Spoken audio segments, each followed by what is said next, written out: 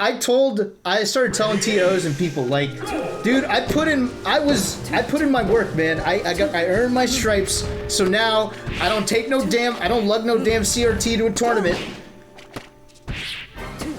and I don't sleep on floors. Those were my rules. Now there's probably more rules now. Now I don't fly Spirit. No red-eye flights, even if you're buying it for me. Shit like that. Alright, I'm a fucking diva now, okay? I'm in the 1%, alright? But I earned it. I took life by the bootstraps. Is that what rich people say? That's what they say, right? By the bootstraps. Super friendly and open his house, and I'm in the house for the weekend to throw a Smash tournament. Vociferous. Hey, no, we don't talk about that. He was just the strongest player. Like, he won tournament goes. The first couple of them. Vociferous. He was. I'd say vociferous. Fun fact: I'd say vociferous is probably the very first world's best player that Smash ever had. It was vociferous. It wasn't Asin, it wasn't Ken. Before both of them was vociferous. So if you ever if we ever blow up, like let's say we fuck over Nintendo and we win it over, or like, you know, fucking Ludwig blows up to the point where he just straight up buys a majority share of Nintendo, and then we start running shit. You're gonna go to bars and you're gonna get actual trivia, like normie mainstream trivia, where they go, who was the world's first best Super Smash Bros. Melee player? And you're gonna get it wrong if you answer Ken. You're gonna get it wrong if you answer Asin. The answer is going to be vociferous. The first one. This is back when they played with items too. You know, it was a guy who played Sheik back then, and he was just the strongest player. Like, he'd won tournament goes. The first couple of them. Quit to play poker, by the way. Cool guy. You know, considered the best player in the nation. I think we kind of had, not an arrogant community, but like we definitely knew we were really good at what we did. And West Coast, baby. The story about Ken is like, you know, this guy like randomly posts that he won a GameStop tournament or some random tournament and he can't be beat in this game. That's true. And the thing about that, saying that, is everyone says that. Like, they beat their friends and they're unbelievable at this game and they will never lose. And I've seen it at so many tournaments, and these guys just get absolutely like crushed, like torn apart, like leave it with like, you know, tail between the legs. Like, it was the same thing for Ken. Like, some guy that wasn't part of our community was like, I hated items from day one.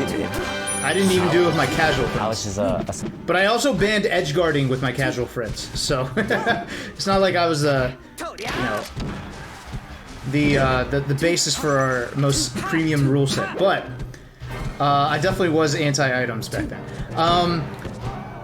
The funny thing is, he mentions tail between your legs. Like, people show up thinking they're the shit, right? And how common it was for people to show up thinking they were the shit, and then they just get rocked.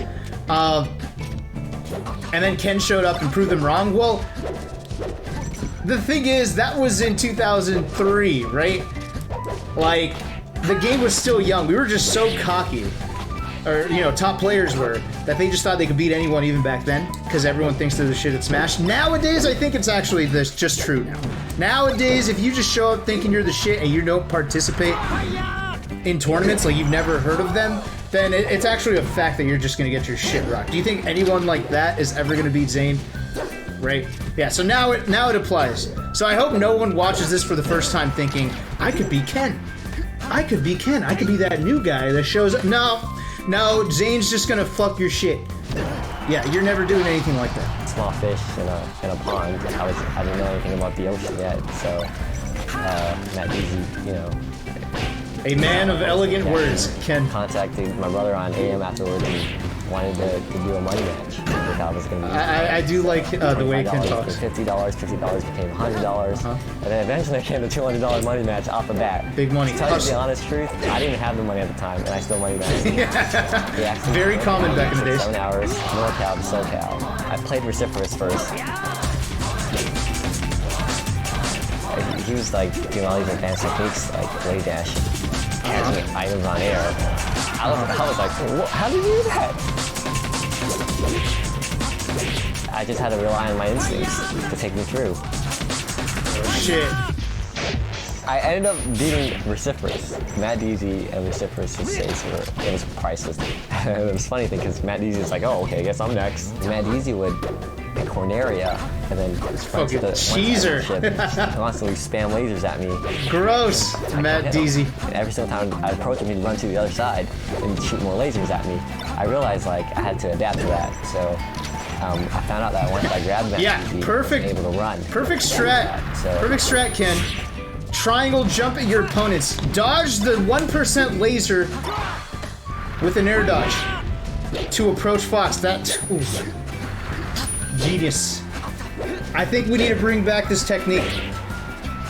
I think it's been lost in time, and we need to bring it back. The meta is cyclical, guys. When something else starts working, because right now Foxes are spamming lasers, right? It's time to bring back the tech. It's time to bring it